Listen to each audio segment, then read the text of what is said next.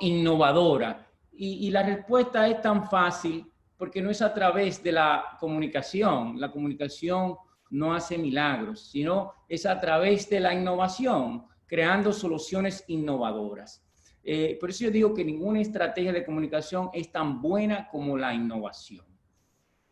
Cuando usted crea soluciones, sean productos, servicios, etcétera, interacciones humanas, que son realmente innovadoras, nuevas, disruptivas, no hay que hacer un esfuerzo adicional en promoción, ni inversión en publicidad, ni nada de eso, porque la semilla de la promoción está incorporada en su producto, en su servicio o en su solución. No es un suspiro. Entonces la comunicación, la historia, no es un suspiro que se pone al bizcocho, sino que es el bizcocho mismo. Fíjense que las empresas que realmente son innovadoras, como Apple, Zara, Tonchus, no invierten en publicidad o invierten muy poco para el lanzamiento de productos. Pueden invertir en publicidad para impulsar promociones de ventas y cosas así, pero realmente los lanzamientos de productos de esas organizaciones cuentan con una demanda, digamos, por parte de los medios, porque ya son noticia per se. Yo me acuerdo que cuando se lanzó el primer iPhone, que es el que crea la categoría de smartphone, de teléfono inteligente. Antes de eso no había smartphone, había algunos intentos un poco chapuceros, pero iPhone es que crea realmente la categoría del smartphone. Y cuando un día antes de su lanzamiento, el periódico más importante del mundo no solo le da la primera plana, sino que le dedica un editorial. Imagínense eso, un editorial del New York Times a un teléfono.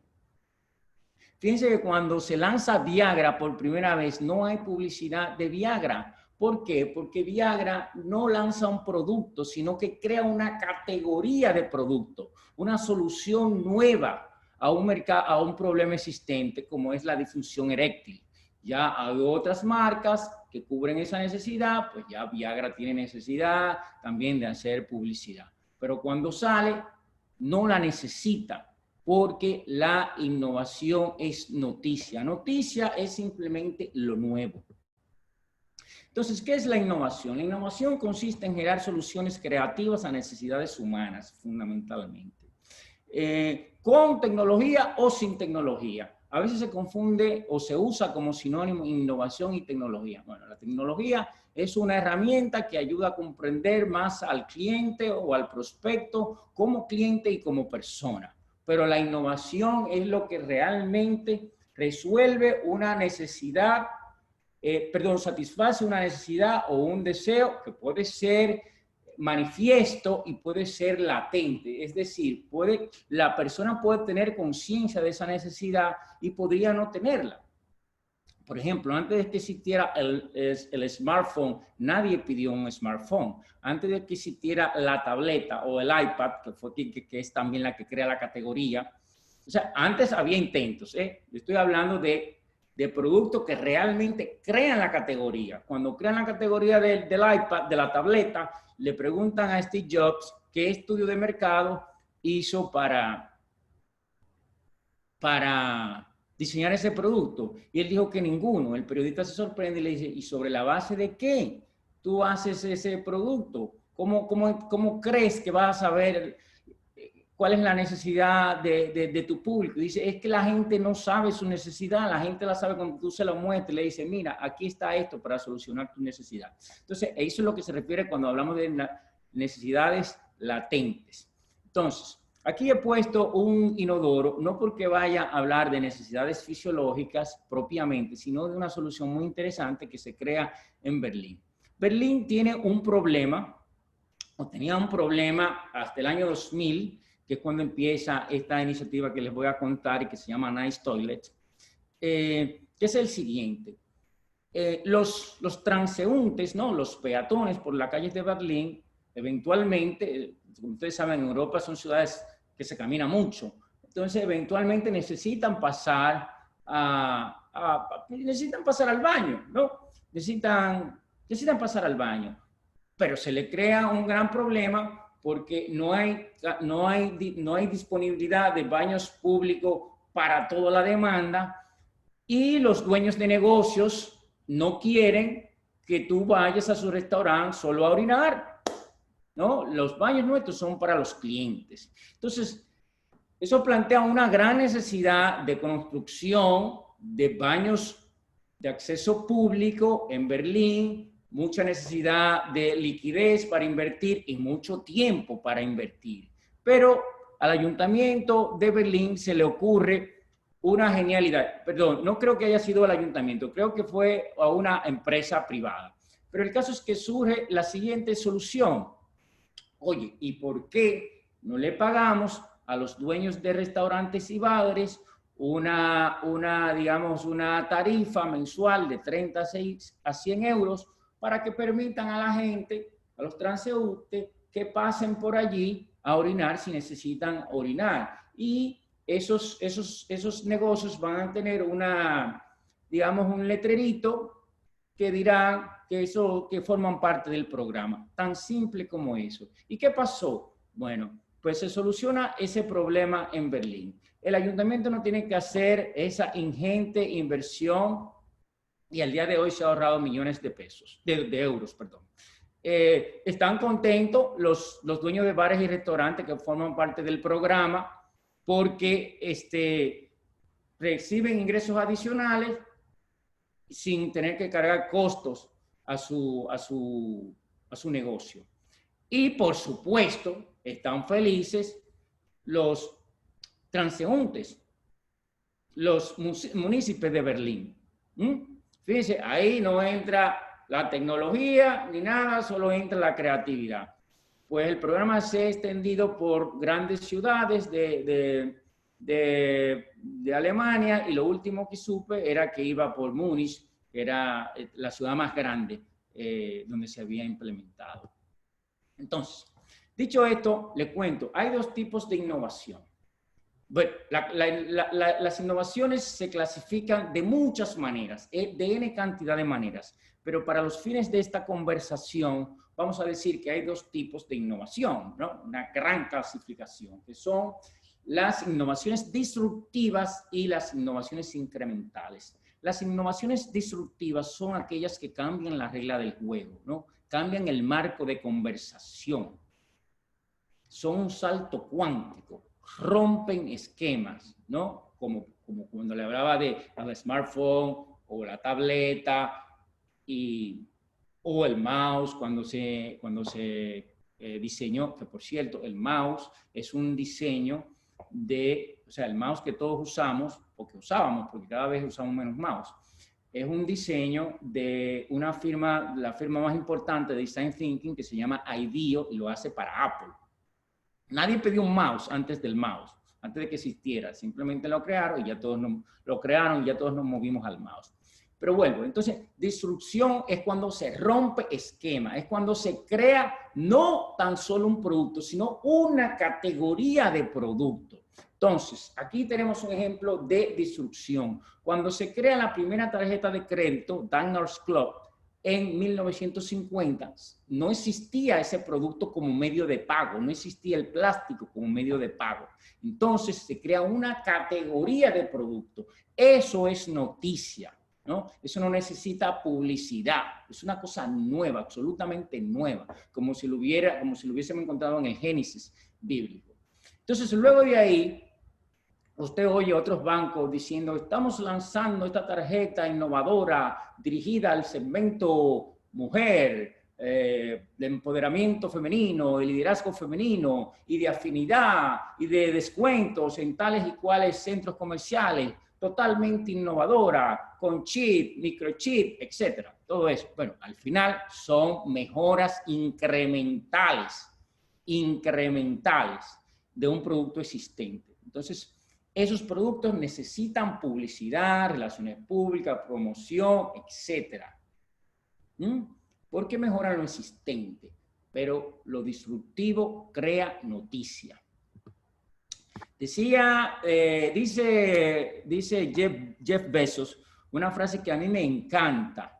Dice Jeff Bezos, la publicidad es una penalidad que pagan las empresas por falta de creatividad, ¿no? Lo dice eso desde el punto de vista de emprendedor tecnológico.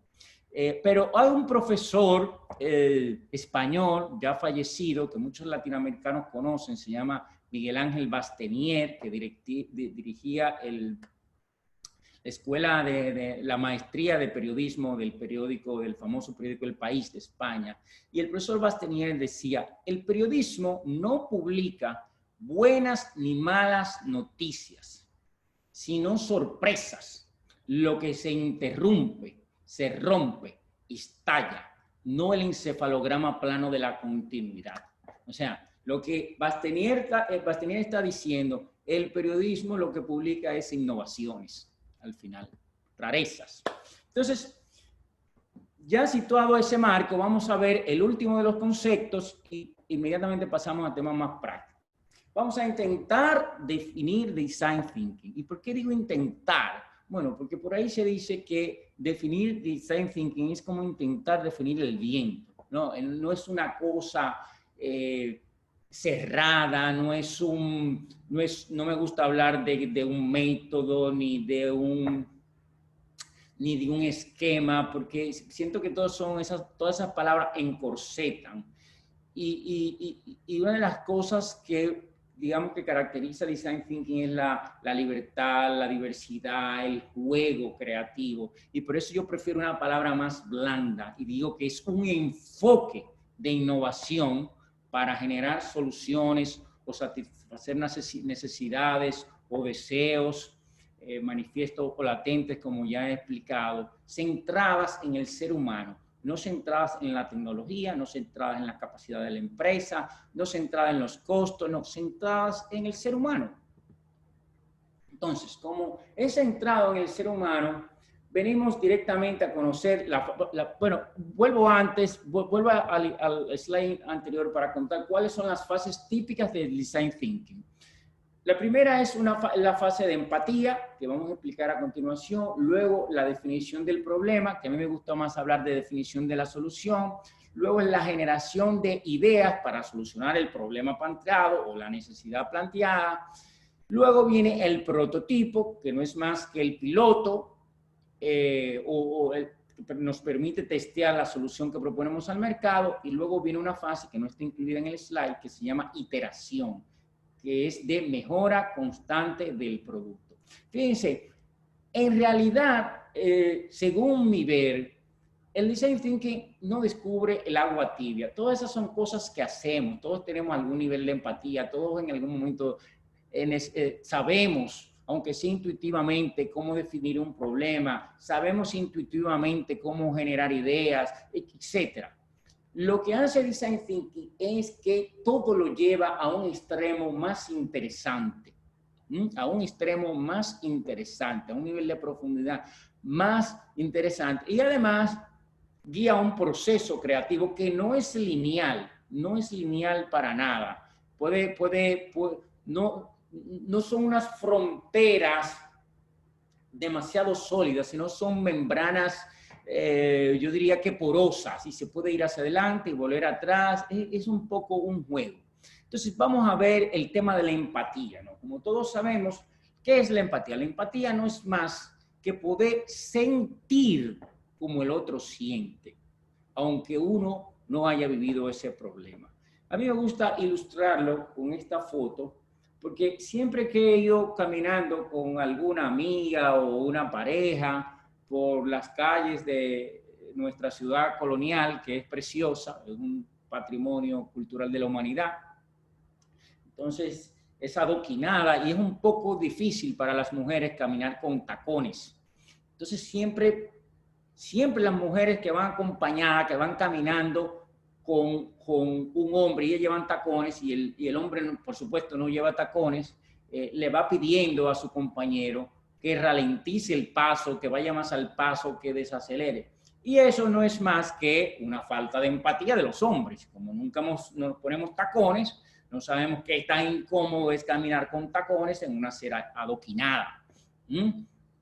Hay un estudiante de design thinking que una vez, para poder experimentar, tenía que solucionar un problema de atención médica, de falta de empatía de los médicos en un centro hospitalario. Y él, para poder entender el dolor que sentían las personas que habían sufrido quemaduras, y que era necesario limpiarles esas quemaduras y curarlas cada cierto tiempo, él, para poder entender y sentir eso, él, ¿qué hizo? Fue a un salón de estética y se depiló el pecho con cera de las que usan las chicas para depilarse, para poder experimentar lo más cercano a ese dolor. Ustedes habrán visto algunos investigadores del área de la economía que a veces vienen de países industrializados, Estados Unidos, Europa, etcétera, y se van a vivir a una región muy pobre de Latinoamérica y se van a vivir con $1 para ellos poder experimentar la experiencia de cómo se puede vivir recibiendo $1 al mes, ¿no? Eso no se puede entender, digamos, si tú no lo vives. Entonces, esa es la empatía. Entonces, alguien podrá decir, bueno, pero ya no necesitamos eso, porque para conocer a la gente, para eso está el Big Data. Y es verdad, el Big Data, no voy a hablar yo de todas las bondades del Big Data que ustedes conocen, pero lo que le falta al Big Data es la empatía. Nosotros no necesitamos más datos para analizar a nuestras audiencias. Nosotros lo que necesitamos es más información útil, significativa, que apele a los sentimientos, a las emociones, las necesidades profundas de la gente. Empatía. Fíjense que cuando terminan las elecciones norteamericanas de 2016 y cuando el actual presidente Trump gana contra todo pronóstico, contra todos los pronósticos de las encuestas, de cualquier tipo de investigación que usted se puede imaginar, entonces este hombre, que es el dueño de Facebook, de WhatsApp, de Instagram, o sea, ¿quién puede tener más datos sobre la humanidad que Zuckerberg? Google, ¿no? Google y Facebook. Entonces, él, sorprendido, dice, bueno, cuando yo capturé esta foto, cuando él hizo esa gira, dicho sea de paso, bueno, esta gira que le voy a contar, me estoy adelantando. Cuando él, como todos los norteamericanos y el mundo se desconcierta, él dice, bueno, no conocemos a nuestra sociedad. Y entonces se va a las zonas rurales, apartadas, lejos de los grandes centros como Silicon Valley, Hollywood, lejos de Nueva York, lejos de Washington, para conocer cómo vive, cómo piensa los típicos votantes del señor Trump. Y por eso llega a un nivel de empatía con esa gente que incluso amamantó un becerro. Fíjense, o sea, la tecnología te ayuda a comprender a la gente hasta un punto. Lo que te da una comprensión profunda del ser humano es la empatía. Entonces, porque la empatía, cuando tú haces una inmersión profunda en la historia de la gente, en la vida de la gente, y ese tipo de investigación se llama, por cierto, investigación etnográfica, que viene de etno, que significa cultura, o sea, un grupo que comparte una cultura similar, y grafía, que viene de descripción, ¿no? La descripción de la cultura. Entonces, las investigaciones etnográficas, las entrevistas en profundidad, poder convivir con tu segmento, le permite al investigador, al design thinker, descubrir, ¿no? Necesidades profundas, porque las necesidades y los deseos en la gente están como cubiertas con capas de cebolla, y hay que ir quitando las capas de cebolla. Entonces tú te das cuenta que probablemente, aunque la gente te diga que el factor de decisión para adquirir un producto es el precio, cuando tú sigues indagando, tú puedes fácilmente ver, cuando tú te pones a mirar cómo actúa, no necesariamente lo que te dice, sino cuando tú empiezas a escuchar con los ojos, a mirar cómo es su interacción, cómo viste, cómo piensa, cómo actúa, o sea, el lenguaje no verbal, cómo interactúa con otras personas, cómo interactúa con su entorno, con las cosas, cómo está ordenada su habitación, su baño, su oficina, cómo interactúa con clientes, con subalternos, etcétera. Entonces tú empiezas a ver cosas que la persona no te ha dicho. Entonces tú ves que probablemente el factor desencadenante de una decisión de consumo no es el precio, sino el servicio. O quizá ves que no es el servicio, sino la calidad del producto. O quizá ves que no es la calidad del producto, sino la cantidad de canales electrónicos 24/7 que tiene una institución. Por ejemplo, yo soy cliente aquí del principal banco de República Dominicana. Y la razón por la que yo soy cliente de ese banco no es porque da el mejor servicio, para nada. No es porque da el mejor servicio personalizado, es porque tiene una disponibilidad de canales que en cualquier situación, a cualquier hora y desde cualquier país, yo puedo conectarme con mis productos, con los servicios, con el estado de las cosas, etcétera, etcétera. Pero para alguna gente, lo que es determinante es el cumplimiento de la promesa, de la propuesta de valor de la organización. Es decir, la confiabilidad. O para otros es el compromiso, apoyo y acompañamiento en momentos cruciales, difíciles, ¿no? Ante una queja, cuando no te puedo pagar el préstamo. ¿Qué yo voy a hacer? ¿Qué tú puedes hacer por mí? Entonces, eso es lo que te da la empatía, una inmersión profunda. Decía un fotógrafo, Robert Capa, un fotoreportero de guerra, que fundó una agencia que se llama Magnum.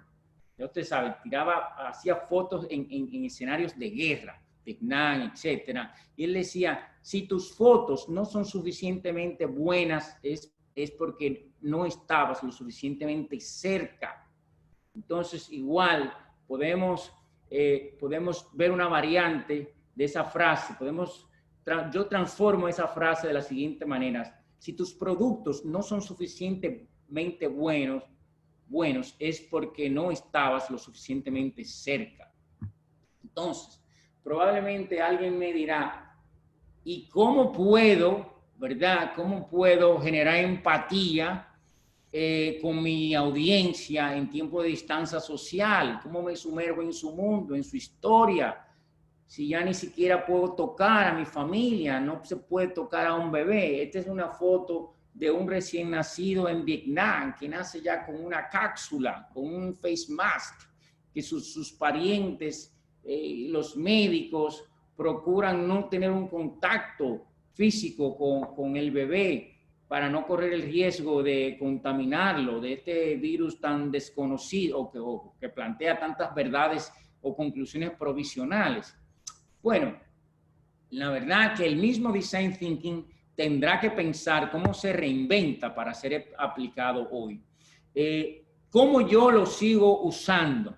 Fíjense, yo pienso que ahora con todos estos medios digitales, redes sociales, Instagram, Facebook, etcétera, la gente vive haciendo un striptease permanente. Por ejemplo, en Instagram la gente pone todo. Y es verdad que usted podría decir, bueno, pero eso es pose. Sí, pero siempre que tú publicas una foto o escribes algo, siempre deja ver más de lo que tú quisieras mostrar.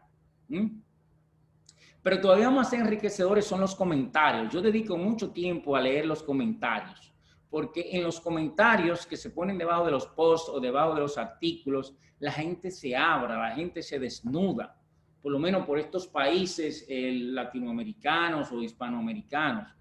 Yo recuerdo que le preguntaba a un consultor político e investigación, que tiene una firma encuestadora, en un momento en que todas las encuestas políticas en el mundo fallaban en Irlanda, fallaban en Panamá, fallaban en Estados Unidos, y yo, pero ¿qué es lo que pasa? ¿Por qué no pega una?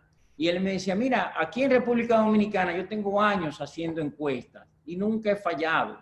¿Por qué? Porque los dominicanos lo cuentan todo, están locos por hablar. En una ocasión, al ministro encargado de la dependencia de inteligencia estatal aquí se le cuestionó porque estaba dando unas declaraciones como si estuviera espiando a todos los personajes, a todos los ciudadanos. Y cuando le preguntaron a él sobre eso, dice, pero es que aquí no hay que espiar a nadie, aquí todo el mundo pone todo en las redes sociales, ¿no? Entonces, Zoom también es un espacio para observar, Yo, si tengo una conversación interesante por Zoom, yo procuro que la gente deje el vídeo activado. Yo procuro que deje el vídeo activado porque me interesa ver cómo actúa, me interesa ver cuándo hay brillo en sus ojos, me interesa ver cuándo frunce el ceño, cuándo sonríe, independientemente de lo que diga, cuándo arquea las cejas, cuándo se sorprende, cómo interactúa con las cosas, cómo es su entorno, cómo interactúa con las personas con quienes convive. Y todo eso sale en Zoom y sale incluso a veces cosas que nosotros no quisiéramos que saliera, pero salen. Entonces, fíjense, en el mercadeo típico, en los proyectos de emprendimientos típicos, ¿no? El que puede, lo primero que hace es un estudio de factibilidad, una investigación de mercado, una encuesta, un focus grupo, etc. Bueno, todo, y para eso selecciona, por supuesto, es obvio, al segmento, a una muestra representativa del segmento que constituye su blanco de público, ¿no? Entonces, usualmente ese segmento está formada por personas representativas de ese grupo, son personas promedio, ¿no? ¿Qué pasa cuando tú le preguntas a una persona promedio? Tú lo que obtienes es respuestas promedio, predecibles. Por eso Design Thinking, que también usa esos métodos de investigación típicos, pero para Design Thinking esos son métodos complementarios. Ellos priorizan la investigación etnocéntrica, bueno, sí, eso ya lo dije. Lo que quiero decir, ya no necesariamente se concentra en el segmento, sino en los extremos, en las desviaciones de la media, porque esos son los que te van a dar respuestas realmente fuera del cajón. Me explico. Imagínese que usted va a lanzar un conjunto de utensilios para cocina, y te tienes como usuarias a amas de casa. Lo típico sería que le pregunte a una ama de casa qué echa de menos, ¿verdad? ¿Qué le gustaría tener en la cocina? Bueno, probablemente vaya a tener respuestas predecibles, pero si empieza a observar a un chef que maneja grandes volúmenes de comida, de ingredientes, y va a servir a mucha gente, o sea, está trabajando en una situación extrema, probablemente ese chef ya ha creado de manera artesanal la herramienta que necesita para su trabajo. A lo mejor pegó un cuchillo con un tenedor de forma artesanal y ya tiene una herramienta nueva. Entonces, ese tipo que está fuera del promedio le va a fecundar a usted para tener nuevas ideas. Entonces vamos al tema del planteamiento del problema, que a mí me gusta decir el planteamiento de la solución, la definición de la solución, no la definición del problema, porque cuando tú te enfocas en definir la solución, tú remarcas el problema de forma escalable y te asegura que siempre estará centrado en los beneficios más que en el producto, en el beneficio más que en el servicio. ¿Cómo se hace esto? Bueno, es un poco complejo de explicar, pero yo voy a tratar de hacerlo lo mejor posible, con un ejemplo. Imagínate que tú diriges una ONG cuyo trabajo es captar fondos, recursos económicos de donantes o de instituciones de cooperación para prestar esos recursos a emprendedores de zonas muy pobres de Latinoamérica, a quienes tú quieres ayudar a salir de la pobreza. ¿Qué pasa en nuestros países? Esos donantes son 2 o 3 o 4, son los mismos, y ahí van todas las ONG a pedir por un presupuesto limitado, con lo cual esos 3 o 4 auspiciadores necesitan hacer un esfuerzo de discriminación muy interesante, muy importante para colocar sus recursos, porque ellos quieren asociar su marca, ¿verdad?, a proyectos ganadores. Entonces, ¿qué pasa si tú te planteas, tú dices, mi problema es conseguir más donantes? Entonces tú te preguntas, si el problema estuviera resuelto, ¿qué haría esto por mi organización? Bueno, generaría más fondos. Entonces te sigue preguntando eso, ¿qué hará esto por mi organización?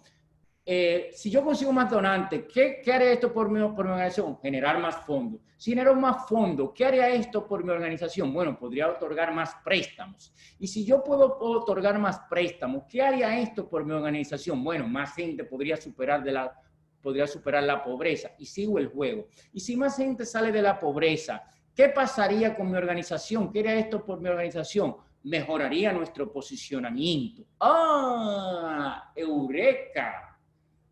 Yo no quiero necesariamente más fondo.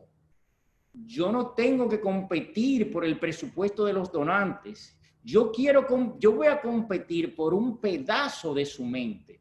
Entonces yo voy a crear iniciativas realmente innovadoras que atraigan la atención de los medios, de las redes sociales o de la gente y tenga su propio, digamos, germen de promoción incorporada. O yo voy a ampliar mis esfuerzos de comunicación para amplificar lo que yo hago. Entonces, cuando yo logre capturar un espacio de la mente de esos donantes, son esos donantes quienes querrán venir a apoyarme en vez de yo ir detrás de esos fondos. Bien. Entonces, la definición de la solución desentapona nuestra creatividad y nos impulsa a generar incontables ideas. Y ahí nos lleva a la siguiente fase de Design Thinking, que es la ideación.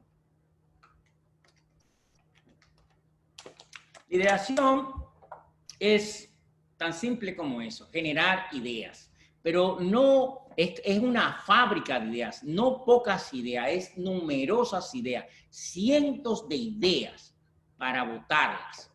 Porque en Design Thinking se piensa que la única manera de llegar a buenas ideas es teniendo muchas ideas. Y la mayoría son malas. Entonces no nos quedamos con la primera idea, aunque sea buenísima, sino que generamos una cantidad casi abrumadora de ideas que nos maree para entonces proceder a quedarnos con las mejores.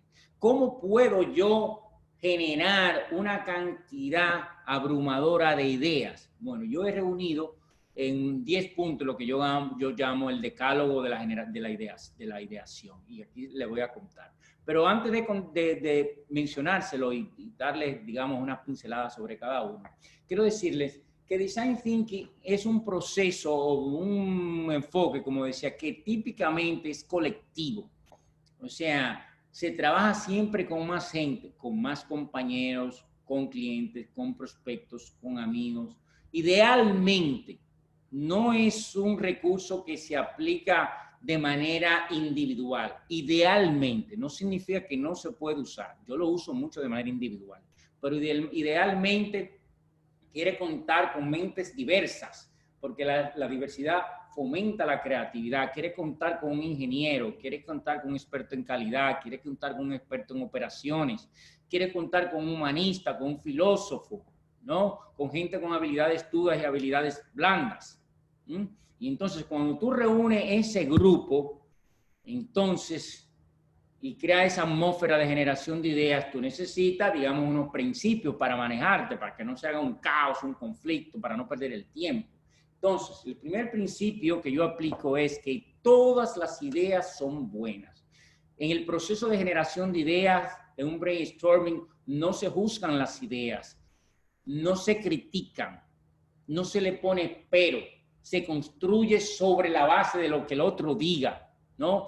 No se usan falsos eufemismos o recursos diplomáticos, como por ejemplo, está muy buena tu idea, pero no, está muy buena tu idea. ¿Y qué tal si consideramos adicionalmente tal cosa? Todas las ideas son buenas en ese proceso, porque buscamos cantidad, no calidad. Ya de la calidad nos ocuparemos más adelante. Y en ese sentido incentivamos las ideas locas, salvajes, inesperadas. disparatosas, no hay problema. En ese momento lo que queremos es calidad. Entonces, ¿qué pasa? Ahí corremos el riesgo de perder el foco temático.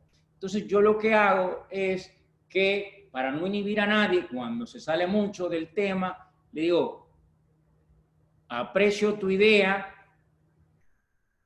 permíteme ponerla en el parking lot, ¿no? Pongo un rinconcito con un post-it, con esa idea, no lo inhibo y sigo con el proceso de generación de ideas sobre mi tema. Y es posible que más adelante esa idea sea genial para los fines de la conversación o incluso para cualquier otro proyecto. Entonces construimos sobre las ideas de los demás. Grandes cosas ocurren cuando no hay quien se lleve el crédito. Eso es muy difícil que alguien pueda decir con precisión que una idea que se genera en un proceso de ideación me pertenece a mí, la dije yo, no, porque, bueno, la dije yo porque el compañero me fecundó, me provocó, a lo mejor con una idea loca. Entonces, y lo otro es, nos volvemos análogos. Es decir, abandonamos la computadora, abandonamos el celular y nos conectamos realmente con nuestra humanidad y con la humanidad del otro. Entonces, empezamos a escribir a mano. Yo uso mucho los post-it. Los post-it son una herramienta como emblemática, icónica del design thinking, porque los post-it son como succionadores de ideas, y también uso creyones de punta gruesa, porque cuando yo anoto una idea por post-it, sin inhibirme, ¿no? Pero no tengo mucho espacio, necesito hacer necesariamente un ejercicio de síntesis. Cuando hago un ejercicio de síntesis, hago un ejercicio de creatividad. Entonces, también dicen los estudios de neurociencia, las investigaciones de neurociencias, que cuando estamos en la fase análoga, que podríamos decir perfectamente en la fase digital, porque digital significa hacer con los dedos, o sea, escribir a mano también es digital desde otro punto de vista. Cuando estamos en la fase análoga, se activan en nuestro cerebro zonas de la creatividad que no se activan cuando estamos, digamos, usando los teclados de computadora o de iPad o de móviles. Pero además, cuando tú escribes a mano, tienes una demanda de atención superior que cuando escribes de manera digital. Estar en un proceso de generación de ideas, un proceso análogo también, y usando los post-it, te permite más adelante mover todos esos post-it con una gran facilidad, ¿no? Entonces tú tienes ahí una paleta de colores que te hace sentir como si estuvieras jugando. O sea, no estás trabajando, estás jugando, es un poco lúdico. Te permite hacer rayas, flujogramas, etcétera, que en otros soportes son mucho más difíciles. Entonces, lo que hacemos es dibujamos en la pared de la cueva, como hacían nuestros ancestros. Y por supuesto, como somos latinos, bueno, no sé cómo pasa en Venezuela, pero los dominicanos cuando nos reunimos hablamos todos a la vez. No sé qué pasa en Colombia, no sé qué pasa en otro, bueno, sí, en España sí, también hay un poco de eso. Hablamos todos a la vez, pero en República Dominicana es una cosa terrible. Cuando los dominicanos se juntan, hablamos todos a la vez y es casi imposible entender cómo es que se están entendiendo, pero sí, no estamos entendiendo. Entonces, pero a garantizar en el orden, un proceso de creatividad, yo pongo una regla sumamente básica. Mientras uno habla, el otro escucha. Tan simple como eso. Y bueno, nos quedamos con las mejores ideas, desechamos las demás. Hay una forma que para mí es muy útil de cómo organizarla luego, esas ideas. ¿Yo qué hago? Pongo todo lo que es afín en un grupo, yo hago clúster de ideas, y todo lo que es diferente a ese grupo A, vamos a llamarlo, lo agrupo en un clúster B, por ejemplo, y así hago clúster A, clúster B, clúster C, y puedo ir moviendo a mi antojo. Entonces, terminamos la fase de generación de ideas. Elegimos las 2 o 3 ideas que nos parecen las mejores soluciones para nuestros problemas. ¿Qué hacemos a seguida? Bueno, hacemos prototipos. En Design Thinking se dice que hacer un prototipo es pensar con las manos. Construimos para entender. ¿Qué significa hacer con las manos? Bueno, hacerlo físico, táctil, tangible, concreto y visual, ¿no? Que un esquema es un prototipo. Una historia que usted cuente es un prototipo. Un video que usted haga es un prototipo. Un sketch que usted haga es un prototipo. Hay una famosa línea aérea, creo que se llama Southeast Airlines, que sigue volando aún en los peores momentos y en tiempos de crisis, etcétera, etcétera, incluso después del 9/11, después de todo sigue volando Southeast Airlines. Y ellos tienen inicialmente, no sé si han cambiado, tenían 3 destinos, era como Dallas, Houston y otro destino. Y el prototipo de ese negocio súper exitoso se hizo en una servilleta y fue un triángulo que marcaba los puntos a donde iba a llegar.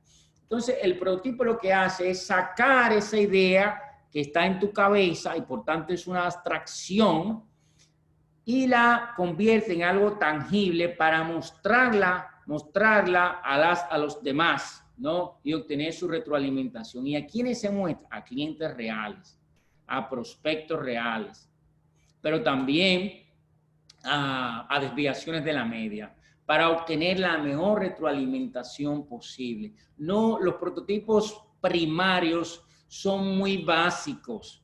Puede ser un sketch a mano, no hay que invertir gran cantidad de dinero. Por ejemplo, yo participé en un ejercicio que el mandato fue, tienes 5 minutos para hacer un prototipo de un kit de viaje de Santo Domingo a Santiago, que es quizá como decir de Valencia a Caracas. Y bueno, ¿y yo qué hice?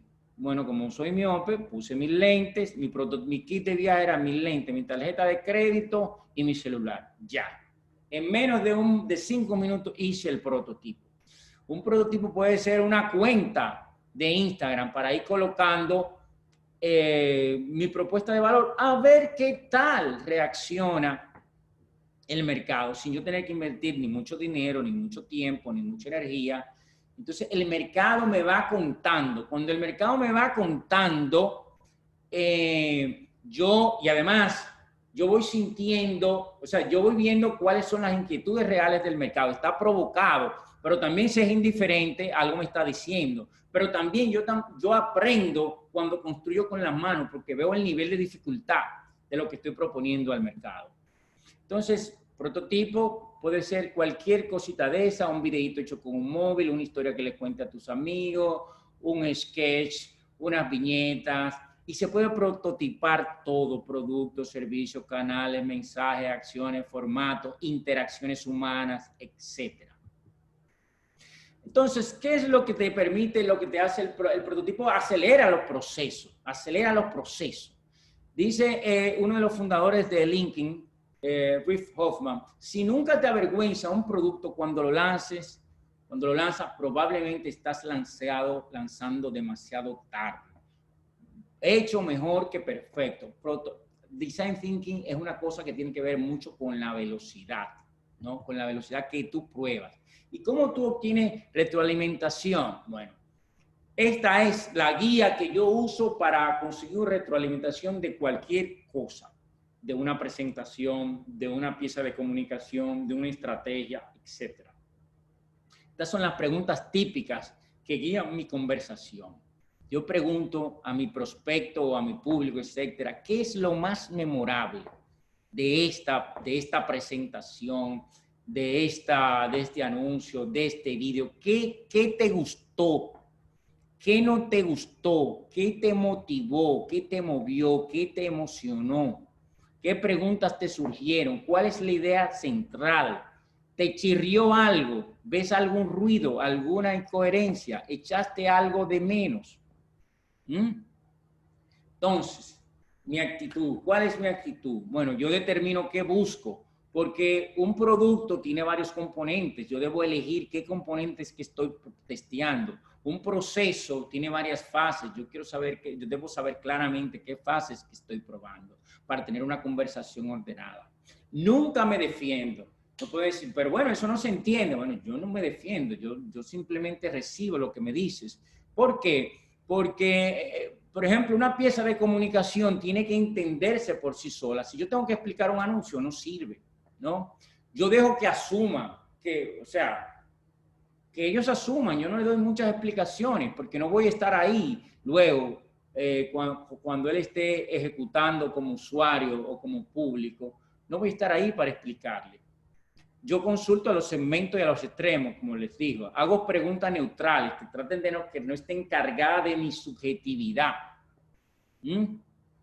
Para no condicionar al oyente o al usuario. Y no hay respuestas buenas ni malas. Y observo, yo estoy más pendiente de las reacciones físicas que de las palabras de la gente. O sea, estoy pendiente a si frunce el ceño, si sonríe, si se ríe, si se sorprende, si arquea la ceja, si los ojos se le van a salir del marco, si hace cualquier mueca, etc. Eso me dice a mí tanto o más que lo que mi interlocutor verbaliza. Entonces, así probamos y mejoramos sucesivamente con esos insights significativos que recibo de la gente. Voy probando, voy mejorando y eso es lo que se llama iteración.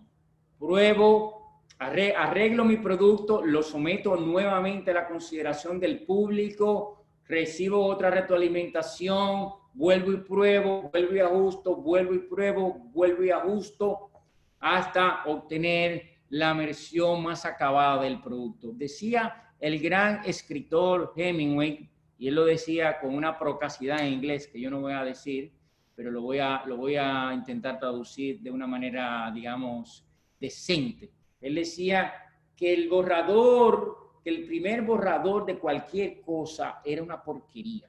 Entonces, esa es la actitud del design thinker.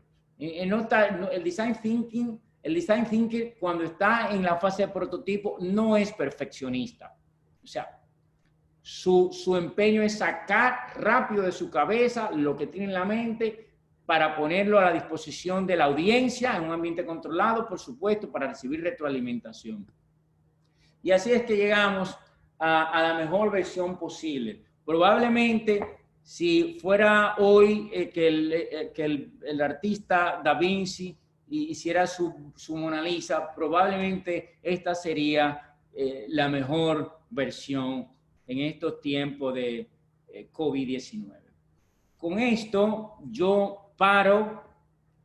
Puedo seguir contando más sobre cómo aplico el design thinking a la creación de piezas de comunicación, pero para ceñirme al tiempo que se me ha dado, aquí paro y quedo abierto a la fase de preguntas y respuestas. Si por alguna razón, por tiempo o por lo que sea, o simplemente porque no me sé la respuesta o porque no la recuerdo, no puedo dar la respuesta en esta sesión, aquí les dejo, les voy a dejar al final de la presentación mis contactos en redes sociales y me pueden preguntar por ahí y yo en privado, en público y yo contesto, yo siempre contesto. Antes le voy a dejar con un caso de éxito de Design Thinking que ya debe tener como 15 o 17 años, que es un producto de Bank of America. Bank of America quería capturar más cuota de mercado, quería que más amas de casa tuvieran cuentas de ahorro y que además aumentaran sus ahorros en las cuentas existentes. Entonces, ¿qué hace? Forma un equipo multidisciplinar, invita a los design thinkers de la firma IDEO y los junta con sus banqueros y los lanza al mercado a convivir 1, 2, 3, 4 días con mujeres, ¿no? A participar en su vida, en su cotidianidad, con amas de casa, con inmigrantes, con norteamericanas blancas, negras, etcétera. Y entonces, en ese proceso de observación, interacción y empatía, de inmersión en el mercado, levantan un montón de información, pasan a la fase de ideación, plantean el problema, empiezan a generar ideas, se genera como en una hora de 80 a 100 ideas, se quedan 3, al final eligen una, esa idea parte de un dato, de una conducta que uno de los investigadores había notado que se repetía como un patrón en las amas de casa, y era que cuando usaban su tarjeta de débito o si no tenían tarjeta de débito o todavía escribían en sus libretas, ellas se redondeaban. Por ejemplo, si algo le costaba 98.50, ellos anotaban en su registro $100. Y porque eso les permitía llevar mejor su contabilidad. O sea, en su cabeza ya esos 250 no existían. Entonces, ¿qué hace Bank of America? Dice, mira, vamos a crear una cuenta de ahorro que cuando tú pases tu tarjeta de débito, ese pequeño cambio pasa a tu cuenta de ahorro automáticamente, y es como si tú fueras ahorrando y no lo sintieras. Y tuvo un gran éxito el producto, al punto que la última vez que yo lo monitoreé, hace como 5 años, llevaba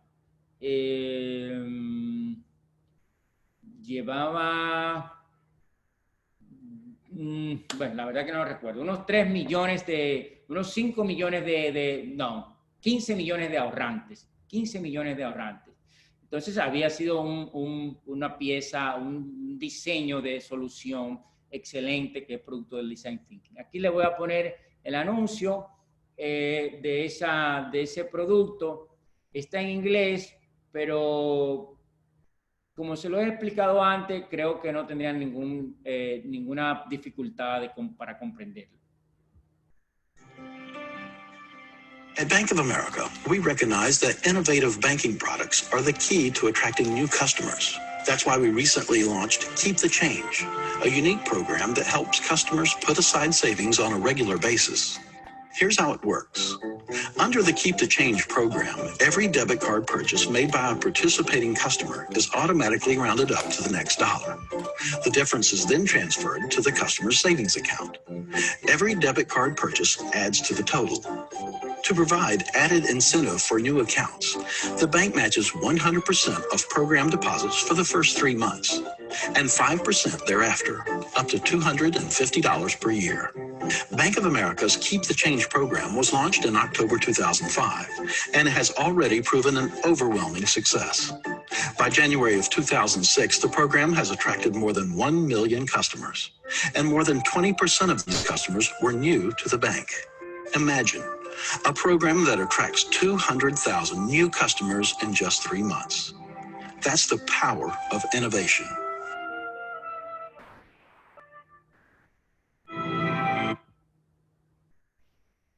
Finalmente le dejo con lo que yo creo que es la idea central de lo que hemos compartido, y es lo siguiente: cuando creas una solución realmente innovadora, no necesitas invertir en comunicación, porque la innovación es noticia. Podemos seguir esta conversación ahora en la fase interactiva dentro de este ambiente privado, pero también públicamente en redes sociales. Yo aparezco en Instagram, en LinkedIn y en Twitter como @MelvinPenaJ. Bien, con esto entrego, digamos, el control, o devuelvo el control a nuestra querida Subdelia Sevilla. Ay, Melvin, buenísima la presentación, de verdad, súper agradecida contigo, súper especial. Bueno, he invitado al panel a un par de miembros del club que nos van a acompañar. Les ruego si pueden activar su video, a Ernesto Sierralta, que es un especialista en temas de tecnología, Rubén Canelón, que también es coach y trabaja con organizaciones, y Luis Araujo, que es toda una figura del mundo empresarial. Yo no sé si va a poder activar su su video de donde está. Ah, no, sí. Bienvenido, Luis. Solo nos falta Ernesto. No sé si me ven. Sí, te vemos. Melvin, si quitas el share de la presentación, quizás podemos ver mejor las caras. Ok. Ahora estamos mejor. Bueno, aquí tenemos muy buenos comentarios de gente pidiendo la presentación, que por favor la compartamos. La gente de las Naciones Unidas pidiendo urgente tu presentación, Melvin. Bueno, bien internacional ha estado esto hoy. Bien. Bueno, aquí Ernesto, no sé si quieres introducir el diálogo, amigo. Genial, genial. Muy buen día. ¿Cómo estás, Delia, Melvin, el resto de la audiencia? ¿Cómo va todo bien? Espero que bueno, cada quien, en primer lugar, a buen resguardo, ¿no? Eso es lo importante en estos tiempos. Mira, Melvin, qué agradecido, qué agradable presentación, ¿no? Aquí yo creo que complemento un poco con dos cosas, ¿no? Como bien comentaba Subdelia, mi corazoncito de ingeniero y tecnólogo me lleva siempre a pensar en números y a medir todo. Pero yo complementaría un poco con algo que siempre intento incluirle a los equipos de proyectos, ¿no? Hay una frase siempre famosa, esa que dice, preparados, apunten fuego. Yo siempre digo que esa secuencia hay que invertirla, ¿no? Yo siempre digo, preparados, fuego, apunten, ¿no? Porque siempre, si esperamos siempre ese proceso de pensamiento, tener las condiciones ideales, las ideas perfectas y todo lo necesario que nosotros creemos para que efectivamente un nuevo producto, una nueva idea, un nuevo servicio salga al mercado. En el momento que creamos que esas condiciones ideales estén, ya las condiciones cambiaron, ¿no? Entonces tenemos que cambiar ese orden, ¿no? Tenemos que estar preparados, disparar y bueno, iremos luego afinando estrategias, ¿no? Pero eso me lleva entonces un poco a lo que te comentaba. Ahora voy con mi corazoncito de tecnología y de ingeniero y de número. Según tu experiencia, ¿qué tipo de herramientas y de qué disponemos para medir efectivamente resultados? No, seguramente, fíjate que tú hablaste un poco de Big Data y efectivamente digamos que es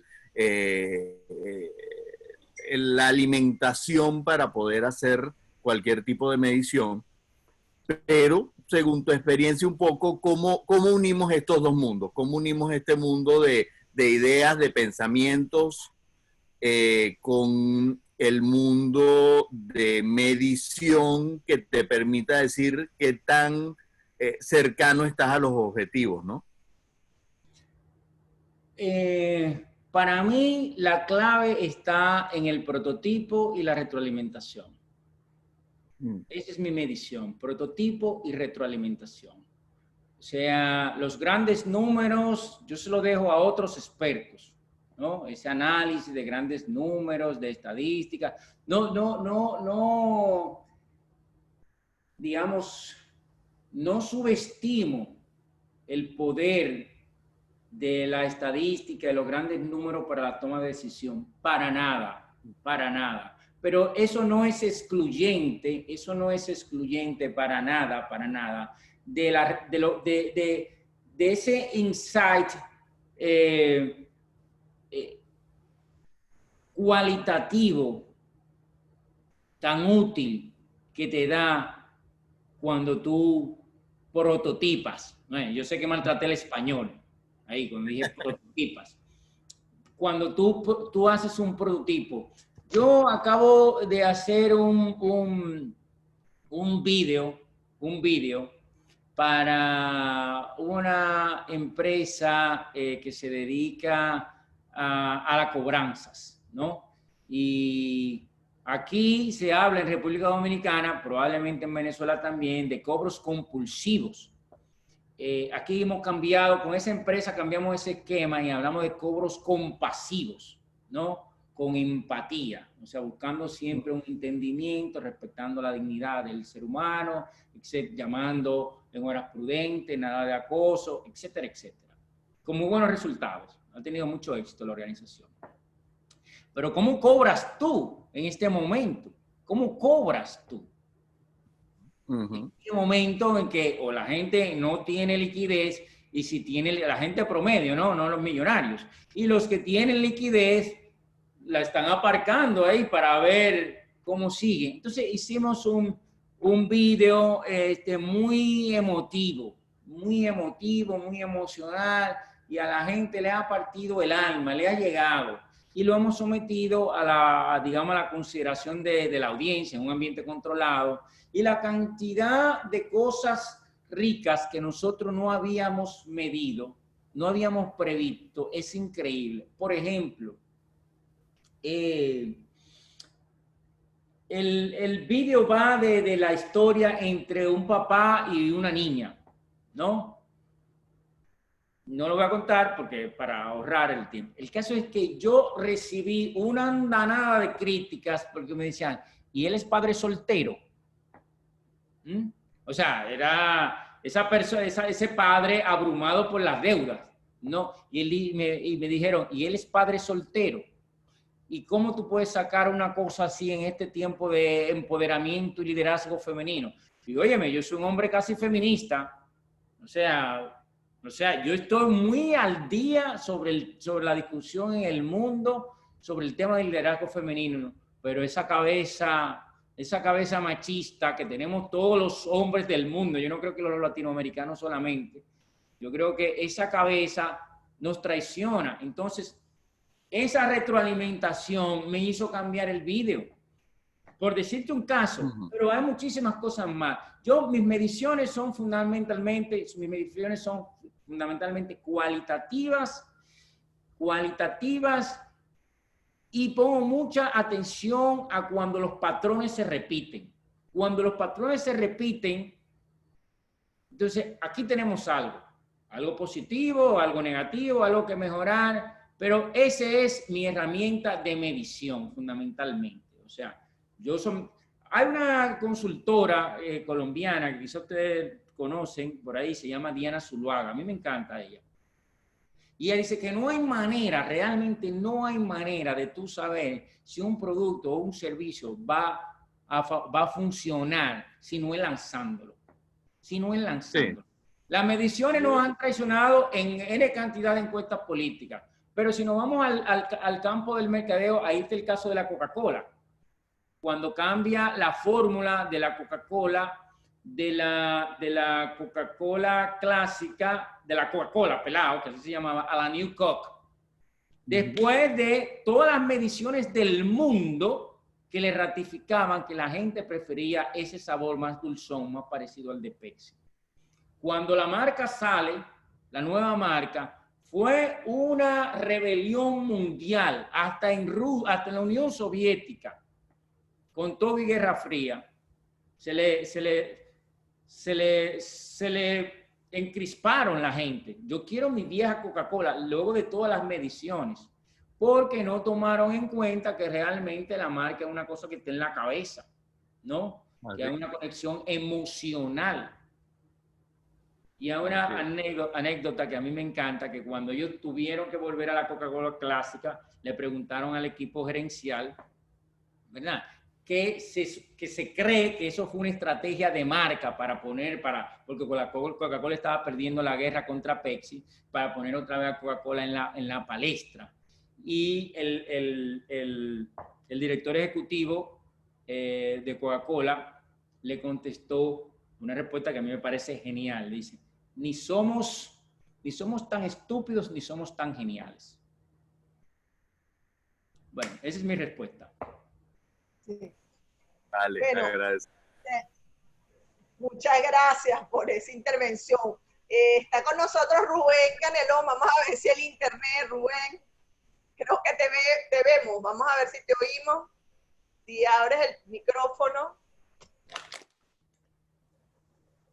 No, nada. Rubén. Parece que no.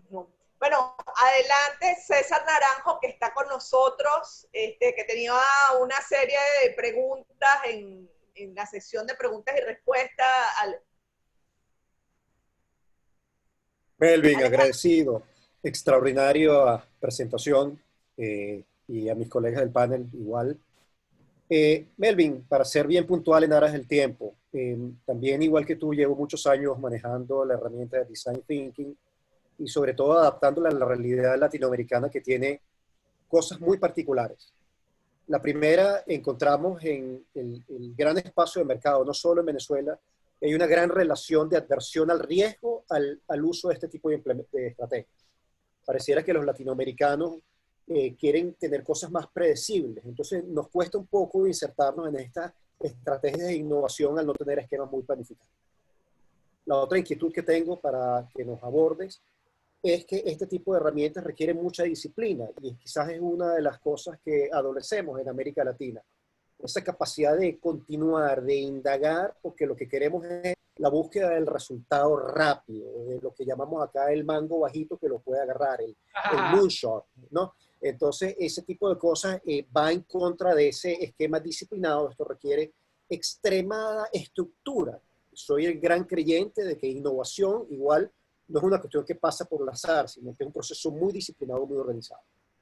Y por último, es una gran contradicción esto de que los latinoamericanos somos muy elocuentes a la hora de poder expresar y no capitalizamos esa elocuencia en poder indagar mucho más. Yo lo llamo drill down, como si tuviera un taladro, para ir perforando y crear esa empatía natural que nosotros tenemos, que quizás es el elemento más el rasgo más característico que podemos tener para tomar ventaja. Esas son mis tres inquietudes, Melvin. Extraordinario. Una es César, muchas gracias. ¿Cómo vencemos la versión al riesgo, al escepticismo de los empresarios? ¿Verdad? Es correcto. El otro es el tema de seguimiento, disciplina, en el sentido de que Design Thinking no es un proceso rápido. ¿Verdad? Sí. Y el tercero, ¿me lo recuerdas, por favor? El tercero tiene que ver con por qué estamos dejando de capitalizar lo elocuente que somos en nuestro poder de comunicación, no teniendo la herramienta para poder acercarnos realmente al mercado, indagando, buscando más profundidad de conocerlo. Bueno, y en ese sentido, háblanos un poco de Empathy Maps, los mapas de empatía de Strategizer, que es una herramienta importante. Bueno, mira, en cuanto al riesgo, te voy a contar 2 o 3 historias personales como consultor.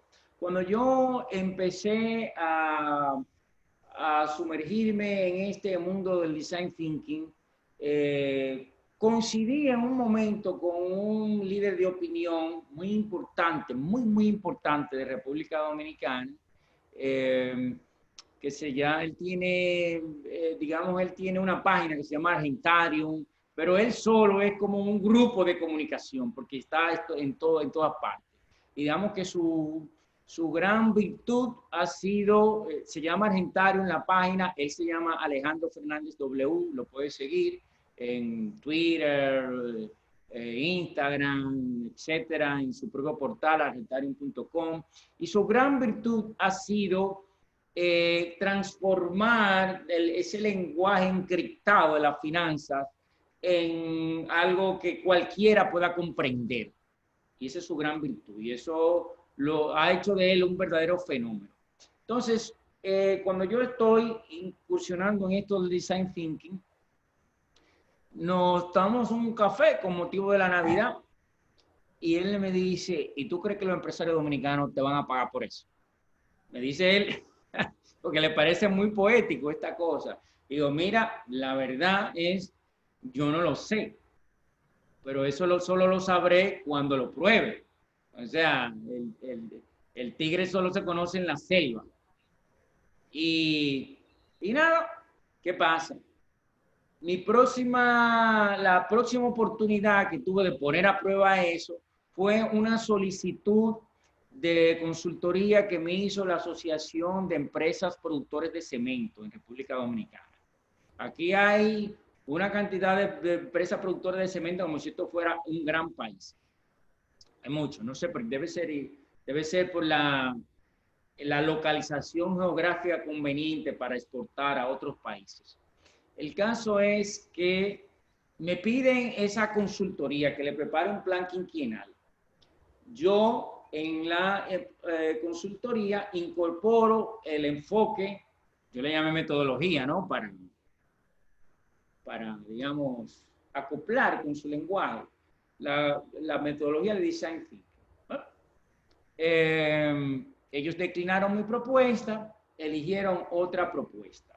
Yo quería probar realmente si un sitio así, de un sector tradicional, duro, industrial, de bienes tangibles, podía comprar un proyecto como eso. Entonces me dicen, lo declinan. Pasa el tiempo, 3, 4 años, y yo me encuentro en una zona de República de Santo Domingo donde la gente va a correr, a hacer running, hacer jogging, esas cosas. Y me encuentro con la directora ejecutiva de la asociación y le pregunto, oye, ¿por qué me declinaron a mí? No me estoy quejando ni nada y espero no ponerte en una situación difícil, si puede me lo contesta. Yo quiero saber por qué declinaron. Me dice, bueno, no te elegimos a ti porque los tomadores de decisión, que son los presidentes de la cementera, no te conocían. Y no me conocían porque mi fuerte es el sector servicios en República Dominicana, concretamente banca y finanzas. Yo no soy muy fuerte con el sector industrial, a pesar de que yo fui quien ayudé a introducir a República Dominicana a la cementera Argos. Pero bueno, entonces ya, qué bueno, digo yo. Me da satisfacción oír eso, porque yo pensé que era por el tema del design thinking. Y ellos me dijeron, no, para nada. Al contrario, a ellos les encantó esa propuesta. Les pareció muy interesante y novedosa. No te eligieron porque no te conocían. Y tú dirás, bueno, pero Melvin no está contando una historia de éxito, sino de fracaso. Bueno, yo creo que los fracasos enseñan mucho. Pero te voy a contar una de éxito ahora y tú lo puedes comprobar. Si tú vas a mi LinkedIn, Melvin Pena, y te vas a mis recomendaciones, tú vas a ver ahí una recomendación muy generosa que me hace un señor que se llama Edwin de los Santos. Edwin de los Santos es el CEO de AES Dominicana. Yo creo que ustedes conocen a AES, ¿verdad, Sutelia? Sutelia, ustedes conocen a AES. AES, la empresa de energía. ¿Ah? ¿Cuál empresa? La empresa AES. AES, la generadora de energía. No, nada que ver. Ojalá la conociéramos. Aquí hay unos problemas de energía. No, yo creo que sí. Yo no sé si, yo creo que sí, porque cuando tú trabajabas con IESA, hubo un acercamiento. No, claro, pero allá en Dominicana, pero aquí no operan ellos. Aquí la electricidad es un monopolio público. Bueno, ok, AES es una multinacional muy poderosa en el mundo, muy poderosa. Está en N cantidad de países, y en República Dominicana genera el 40% de la energía, o sea, la mitad de la energía, y ha sido totalmente disruptiva en este país. ¿Y qué dice Edwin de los Santos de mí en esa recomendación? Que yo uso una metodología para crear estrategias muy interesantes, que es el design thinking, y que es muy entretenida y que saca lo mejor de la gente para crear o codiseñar estrategias, etcétera, etcétera. Y me han pagado muy bien mis proyectos y siempre me contratan precisamente, bueno, no precisamente, pero usando la herramienta de design thinking. Lo estoy usando con una fintech en gestación. Y yo lo uso dependiendo de quién se trate, de forma parcial o total. A veces solo uso la fase de ideación, a veces solo uso la fase de empatía, que para mí es la medular. Entonces, yo creo que no hay otra manera por ejemplo, una aseguradora también, Seguros, el Grupo Universal, una aseguradora más grande de República, la más grande de República Dominicana, una de las más grandes del Caribe y una de las más grandes de Latinoamérica. Una de las empresas más admiradas de República Dominicana, principal contribuyente, boom, boom, boom, boom, boom, etc. También me ha solicitado talleres de Design Thinking. Empresas, entidades de bancarias orientadas a la microempresa también. O sea que ahí solamente hay que probar. Solamente hay que probar. Yo estoy sorprendido de la aceptación que ha tenido, incluso en sectores muy tradicionales y muy conservadores. En cuanto a la disciplina y que queremos la cosa rápido y para ayer y quizá no hay todo el tiempo para toda la fase del design thinking, bueno, ahí yo, ¿qué hago? Trabajo con la intuición y digo, bueno, este solo aguanta la fase de empatía. Este solo aguanta la fase de generación de ideas. O sea, la voy introduciendo poquito a poquito, sencillamente. A veces ni siquiera le pongo ese nombre. Y a veces le pongo ese nombre porque es muy llamativo. Y fíjate, la realidad va a cambiar. Yo les recomiendo a ustedes unos reportes interesantísimos que está haciendo McKinsey. Y uno de ellos dice que para incorporarse a la llamada nueva normalidad, las empresas que manejen Design Thinking van a tener un brazo muy potente para generar productos y soluciones empáticas.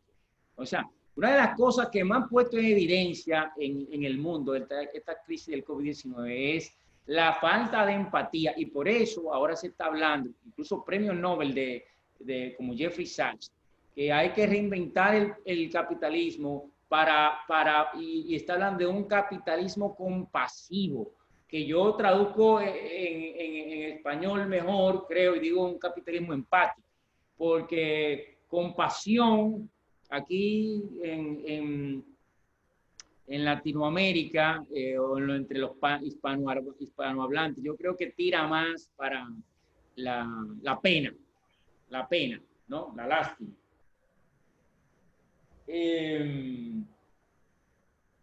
¿Y por qué no capitalizamos esa investigación, esos resultados de investigación de mercado gratuitos que están ahí en las redes sociales? La verdad es que yo no sé, yo no me lo explico. Yo no me lo explico porque eso está ahí disponible para que la gente invierta tiempo estudiando a sus usuarios y a sus consumidores que se desnudan en las redes sociales y en los comentarios. Yo no lo sé. Yo creo que es un desperdicio. Mientras tanto, el que lo sabe, el que la usa, yo diría que lleva una ventaja competitiva. ¿Es cuánto? Melvin, aquí Rubén me manda una pregunta para ti que tiene que ver con lo siguiente. ¿Qué opinas tú de esta idea, ¿no? La afirmación muy conocida en las corporaciones. Validar su idea antes de entrar en las fases más costosas del desarrollo, muy típica de los procesos de innovación. ¿Qué opinas de eso? Le voy a pedir que lo lea otra vez y más lentamente, por favor. Bueno, la ley estilo venezolano. Ya tú sabes. Otra vez. Sí.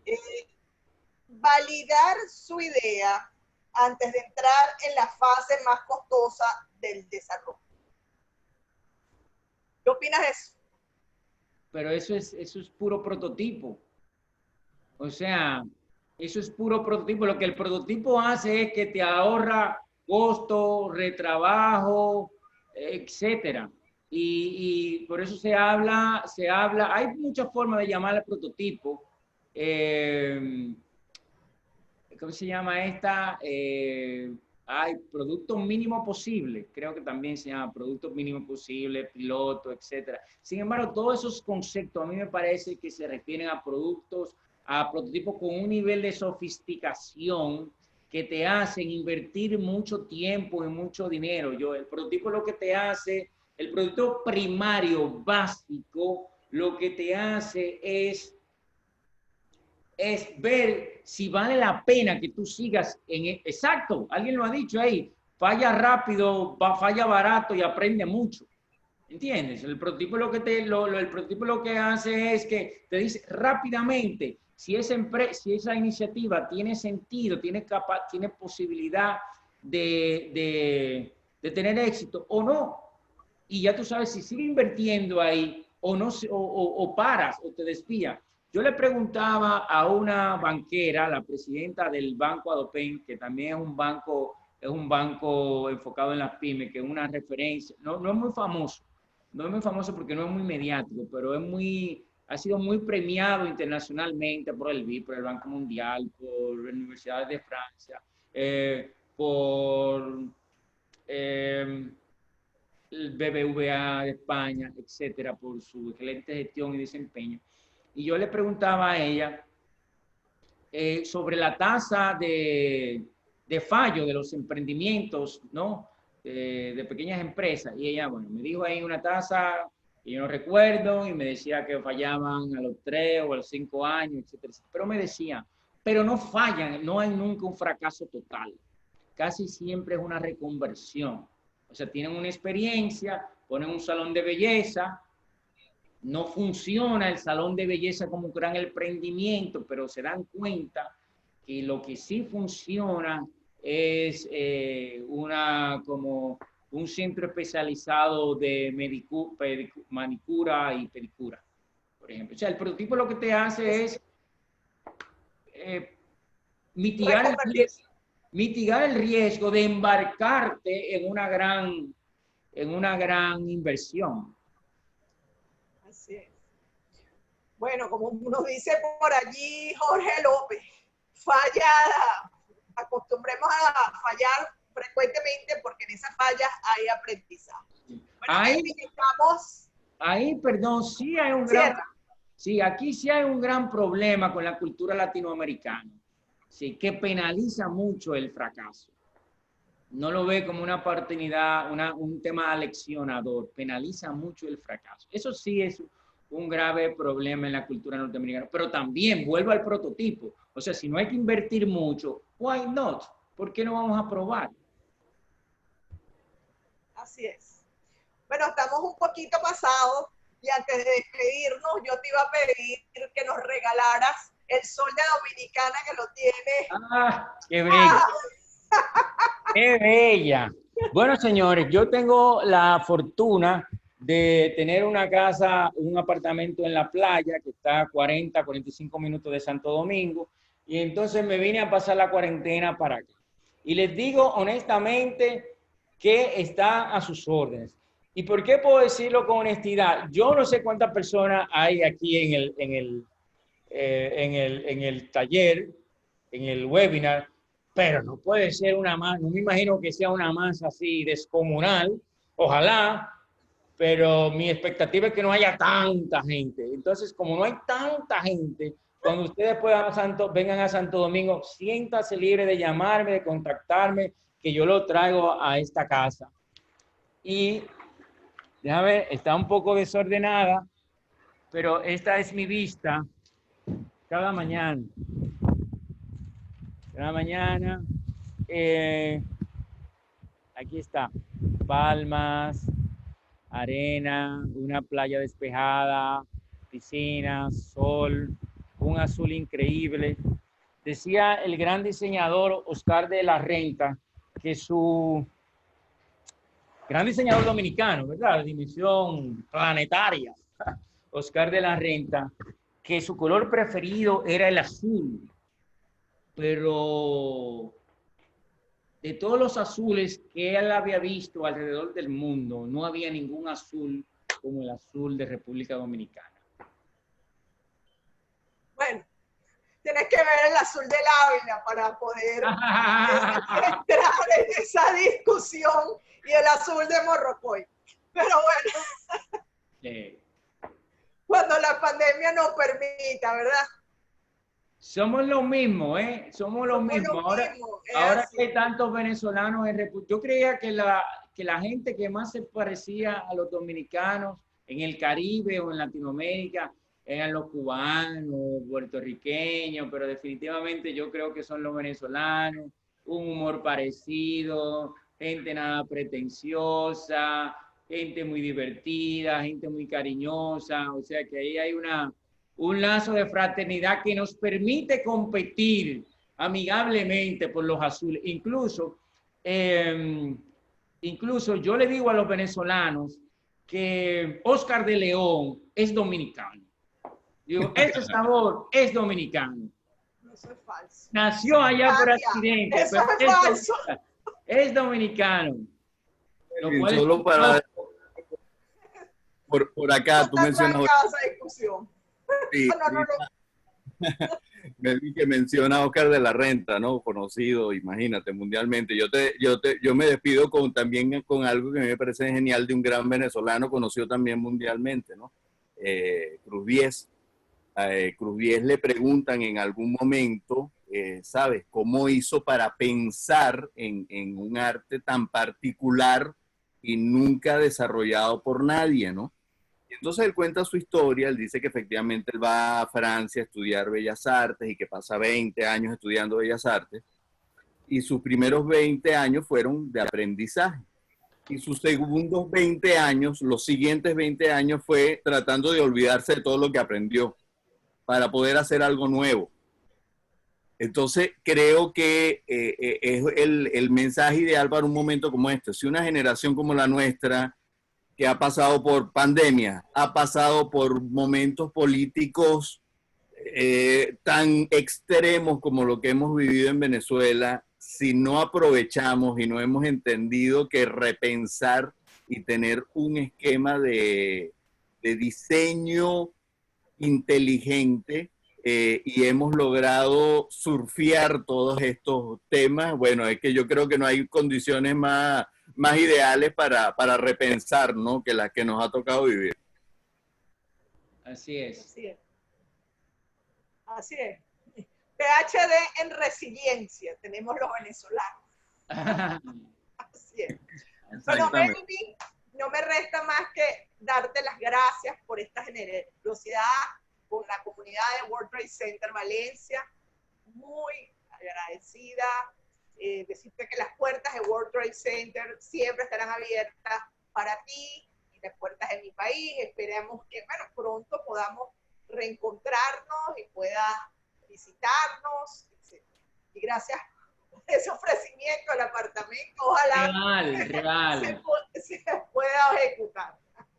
Real. Gracias a ustedes. Un abrazo fuerte. Un fuerte abrazo. Eterno. Sí, señor. Nos vemos pronto. Muchísimas gracias por compartir esta mañana con nosotros. Bien agradecido. Hasta luego. Bye bye. Chao.